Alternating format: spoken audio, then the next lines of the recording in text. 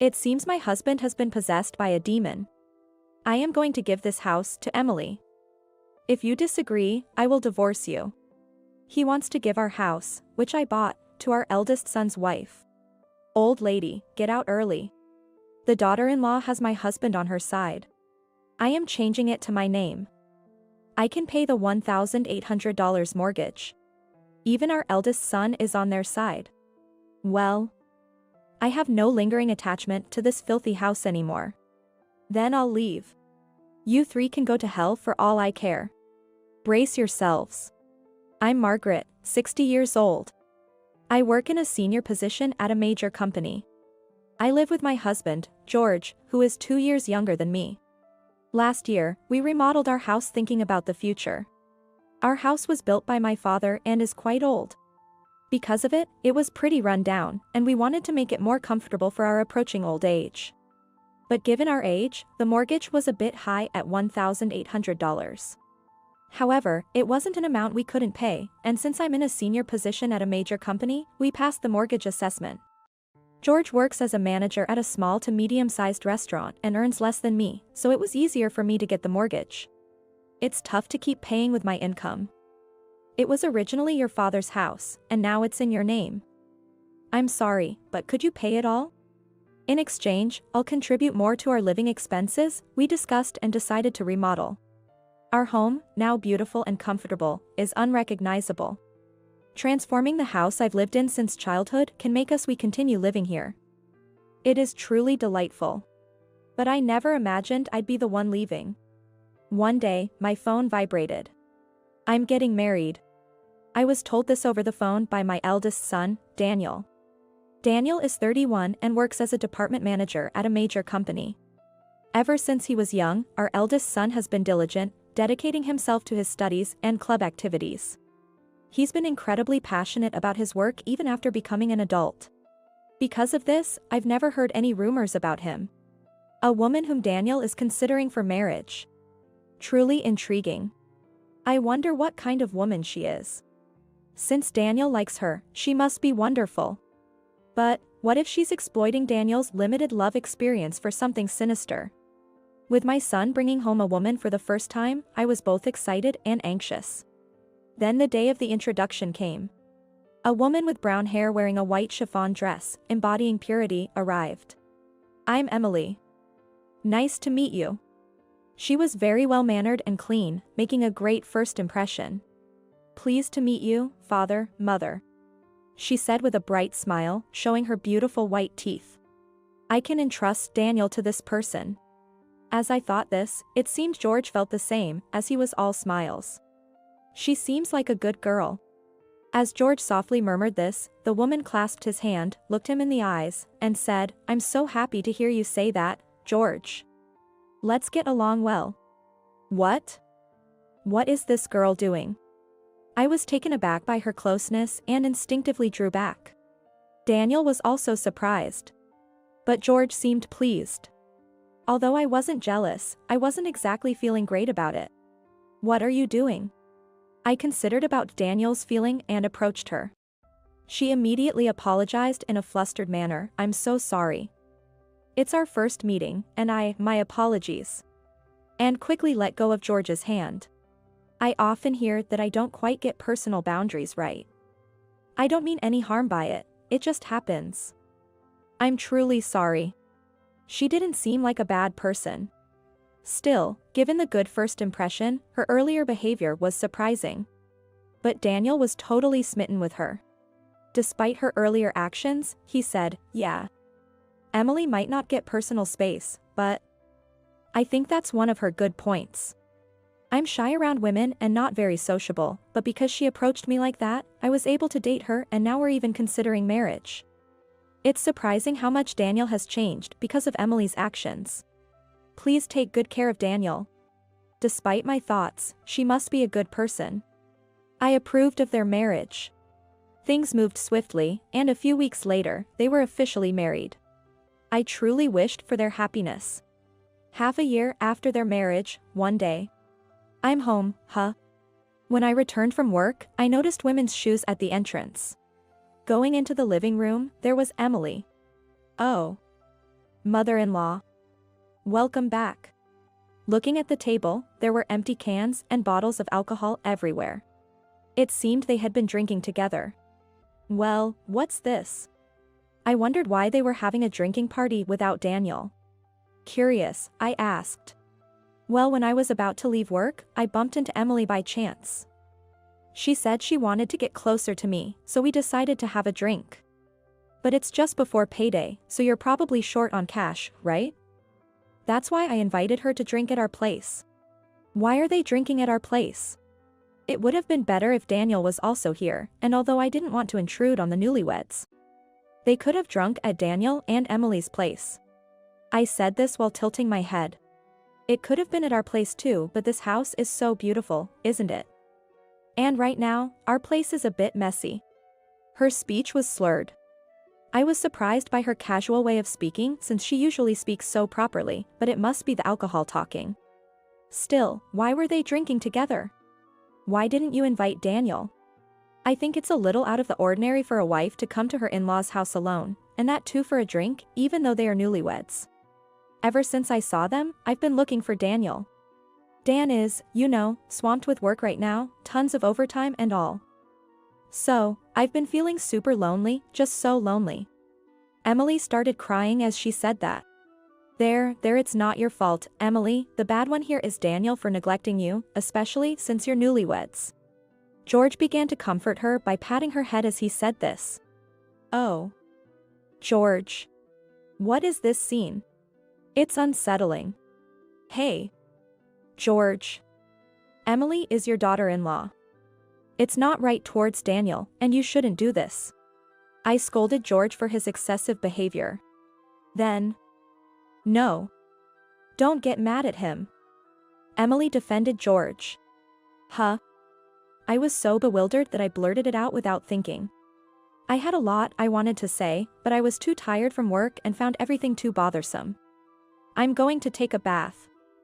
Please clean up afterwards. I sighed and escaped to the bathroom as if fleeing the scene. Then I called Daniel to explain the situation. He interrupted his work and said he would come to pick her up right away. Emily might seem odd to me, but considering he would come despite being busy, Daniel must really love her. However, their married life might be somewhat challenging. I might become the unpleasant mother-in-law, but I decided to give Daniel some advice about their future life together once he arrived. I was lost in thought while soaking in the bath, so quite some time had passed. Feeling a bit lightheaded, I went to the living room. I expected to see Daniel had come to pick up Emily, but, despite having driven here, for some reason, he was drinking. Daniel, you drove here, right? And you drank. When I asked, Daniel responded cheerily, as if he were tipsy. Well, Emily insisted I have a drink, so just like that, we decided to stay over tonight. I was happy that my son would stay over. But, unfortunately, it also meant his wife, who had made a very poor impression, would stay as well. And quite suddenly at that. Oh. I was honestly perplexed.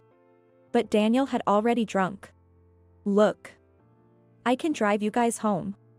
I didn't want Emily to stay over. Feeling tired, I still suggested driving them to their place. However. No. That wouldn't be right. You must be tired too, right? How about you join us for a drink instead? Daniel said with an easygoing smile. I couldn't say anything more. What? At that moment, I felt something was off. Emily suddenly smirked, but it seemed to carry a hint of malice. It was as if she was laughing at my bewildered state.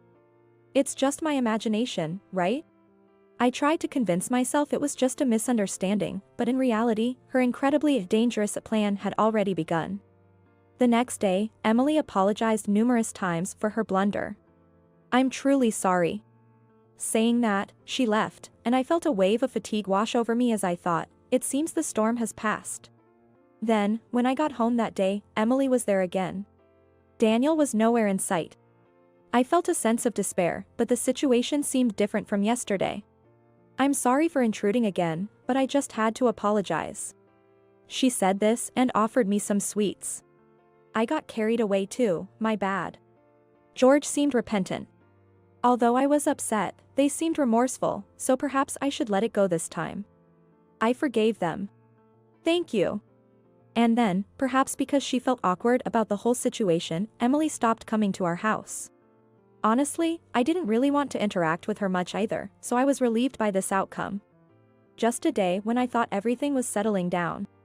With a serious expression, George said to me, "I need to talk to you." As I was sitting in the living room, Daniel and Emily arrived at our house. It's been a while. I greeted them, but for some reason, I was ignored. Maybe they didn't hear me. As I was pondering this, George suddenly shouted, "I'm giving this house to Emily. If you object, we're getting a divorce." What? I was shocked. Giving the house to Emily? I couldn't make sense of it.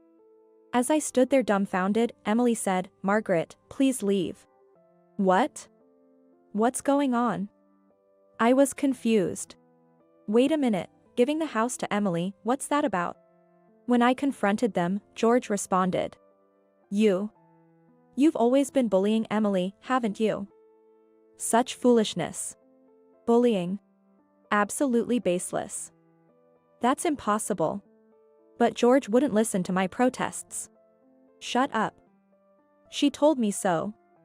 She said she couldn't come to the house because of it and she cried about it. George continued to yell as Emily cried. Why is this happening? Then Daniel, as if to join in, also lost his temper. I can't believe you'd do such a thing, Mom. That's really messed up. The more I denied it, the angrier they got, and Emily's tears kept flowing. That's why I'm divorcing you. Get out now. I'm going to live here with them. Why do I have to give my house to Emily in the first place? When I asked George the reason, he said, because Emily was deeply hurt. Normally, we should demand compensation, but I thought of a better way. Taking this precious house from you and giving it to Emily. That way, you'd suffer the appropriate damage, right? Why do I have to be punished when I haven't done anything? Especially since Emily quit her job to get married, there's no way she can afford an $1,800 mortgage. When I pointed that out, no worries. We'll change the title to Daniel's name. With Daniel's salary and employer. The title change should be a breeze. Even so, with a mortgage involved, a title change shouldn't be that simple. If it were that easy, anyone could buy a house. I doubt the bank will agree to that. George retorted, "You work for a big company, but so does Daniel. It should be fine. Plus, I have a friend who works at the bank where you got your mortgage. I'll talk to him, so it should be okay." It's unclear where such confidence comes from. That's right. An $1,800 mortgage is nothing. Encouraged by George's words, Daniel was overly confident. It's seriously turning into a situation where I have to hand over my house. I've said it multiple times, but I haven't bullied anyone. So, I absolutely won't hand over the house. When I objected, the two of them got angry again. This is just too bothersome. As I was feeling fed up, Emily, who had been crying all along, spoke up. "Margaret, for the sake of our child, please." Emily pleaded while rubbing her belly. Could it be? Mom. Emily is pregnant. If she remains mentally unstable, it might lead to a miscarriage. So, please, just give in. They're telling me about the pregnancy now. Certainly, stress is the last thing you need during pregnancy. But to be accused of something I didn't do and to hand over the house because of that. I felt endlessly frustrated. Could you leave me alone for a bit? I left the room and went to the bedroom. Bullying, what? Have I unconsciously done something terrible to Emily? As I lay on the bed pondering, I noticed something. What's this? There were brown hairs on the bed. George and I both have black hair. It's impossible for there to be brown hairs. Wait, does this mean there was infidelity?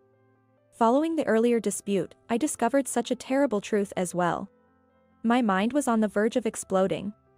I just can't make sense of anything anymore. Overwhelmed, I ended up crying myself to sleep. When I woke up, it was night. As I was about to enter the living room, I heard voices. It seemed Daniel and Emily hadn't left. I wish I could have had a drink too. You can't, Emily, you're pregnant. George and Emily were getting lively. I had no opportunity to join in. Emily's mysterious accusation had left me feeling down. As I stayed out of the living room, suddenly I heard sounds that seemed like smooching. Emily. I love you. Stop it, George. What if Daniel and your wife find out this? What? What are they doing? What on earth is happening? It's fine, he's passed out drunk. And she's been in her room this whole time, she's probably asleep by now. Sulking in bed, huh? That's bad. The brown hair was likely Emily's. Disgusting. What were they doing on the bed where I had just been sleeping? I feel nauseous. They're probably planning to have a good time with Emily behind Daniel's back after kicking me out. My house used for their affair. Fine, I'll get rid of this repulsive house. But remember this. The next morning, I pretended as if I had slept in my bedroom and appeared before the three of them as if nothing had happened. In reality, I didn't want to sleep in that bed anymore and was too shocked to sleep at all. Are you finally going to hand over the house? When I said, I've decided to give up the house, everyone's faces lit up with smiles. Great. Then let's go change the title. I should pass the loan assessment easily. Daniel was visibly excited. He probably doesn't know anything. I felt sad, but I decided not to enlighten a son who completely disregards his mother's words and he is under his wife's thumb. Not yet, anyway. Then followed days filled with the hustle and bustle of divorce proceedings and title changes. It was tough, but somehow the title change was completed. This is no longer your house. George taunted me. Get out already, old lady. Emily whispered in my ear. I was infuriated. But I was going to leave anyway. Letting go of the house I had lived in since birth.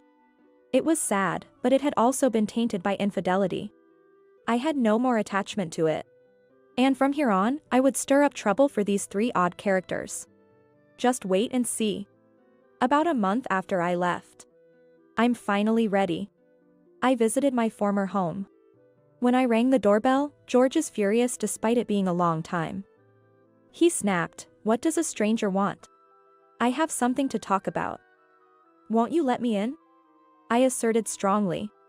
"Why should I let you into my house?" George was adamant about not letting me in. "It's something very important. For Emily too." Something important for Emily? Mentioning her name got me smoothly admitted into the house. Honestly, I didn't even want to say her name, it felt so repugnant. But I knew George was weak for her, so I used her name. "A stranger has come." Stranger? Sure, I might technically be a stranger after the divorce, but that's no way to speak. George's attitude irked me. "What do you want now?" The three of them were on high alert. "I want you to see this." I laid out the photos. "Is this?" The photos showed George and her on a date. In fact, after the divorce, I had hired a detective to tail the two of them. As a result, I got photos of them dating. Wait a minute, what? Daniel was visibly shaken. Then George blurted out, "What's the big deal with these photos? We're just a close father-in-law and daughter-in-law, nothing more, nothing less." "Yeah. What's the point of taking such nonsensical photos?" The two of them insisted on their close relationship. "What about this, then?" I pulled out my phone and played an audio clip. "I really do love Emily. Shh. If you talk so loudly, Daniel and your mother-in-law will wake up." It was George and her voices, accompanied by disgusting sounds. What? I had actually recorded their exchange on the day I discovered their affair. It's not what it seems like. This is all a misunderstanding. George tried desperately to explain. What's the misunderstanding here? This is totally unacceptable. Naturally, Daniel was furious. She was looking down, defeated. Then, I added fuel to the fire. "Hey, not to be rude, but whose child is that really in your belly?" Daniel's face turned deathly pale in an instant. "No way, with my father. That's impossible." My father-in-law pulled out and she dug her own grave. "You admitted it. You just admitted it, didn't you?" The three of them screamed, and George and Daniel got into a scuffle. Ouch. It seems the fight caused her stomach to cramp, and the fight was paused. And then I quickly said, "I've been saying it all along, haven't I? I wasn't bullying Emily. Could it be that you lied to get rid of me, and you made Daniel believe you?" Daniel was taken aback. "You're kidding, what's that about? That's the worst. I can't believe I trusted you and not my mom." Daniel, regretting that he had listened to the wicked woman and hadn't believed me. "Now that we know this much, just tell us everything." Daniel yelled at the two of them. The two were reluctant to speak, but when the word "a trial" was mentioned, and he said, "Are we going to have to take this to court?" they finally started talking.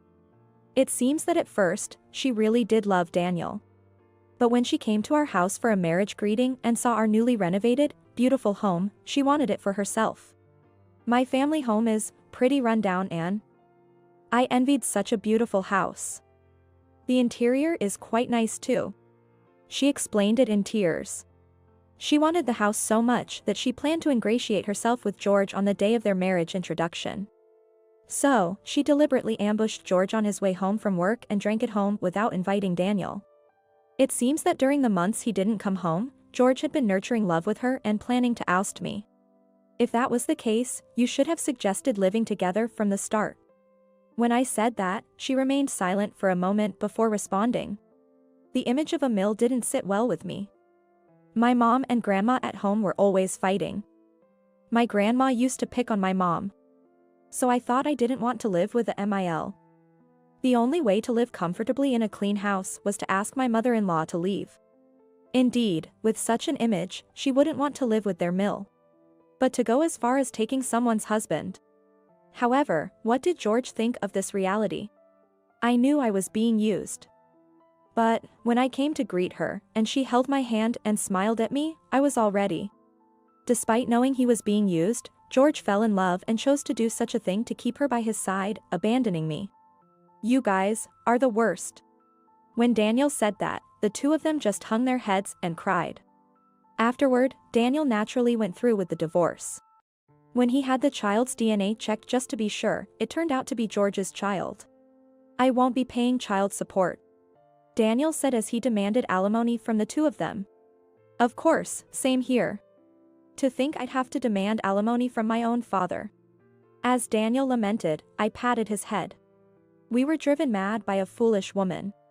But more than us, her life would be thrown into chaos, something she would regret forever. And my premonition came true. 2 years have passed since then. She decided to remarry George and stay together without getting a divorce. This decision was supposedly made for the sake of their child. To work, she enrolled her child in daycare. Grandpa? I mean, Daddy came to pick you up today, huh? It seems she is being judged by the other moms at the daycare. While the children seem to be having fun together, she's filled with sadness because she hasn't been able to make any mom friends. Furthermore, when she explained to her parents about the divorce and remarrying George, they were furious, directing their anger towards George. Now, they are estranged. It's all a result of her own actions. By the way, Daniel is now living alone in that house. I wanted to sell it, but that would have been too cruel to Mom. After all, this is the house where Mom has lived her entire life, right? A house filled with so many memories. I can't sell it. Even though I said it was creepy and he could sell it, he's filled with too much guilt to go through with it. Perhaps because I said too often that house is creepy. He had the house cleaned and threw out all of George and her belongings. Daniel, who went to such lengths, said, even though it was because of that woman, I did something terrible to Mom.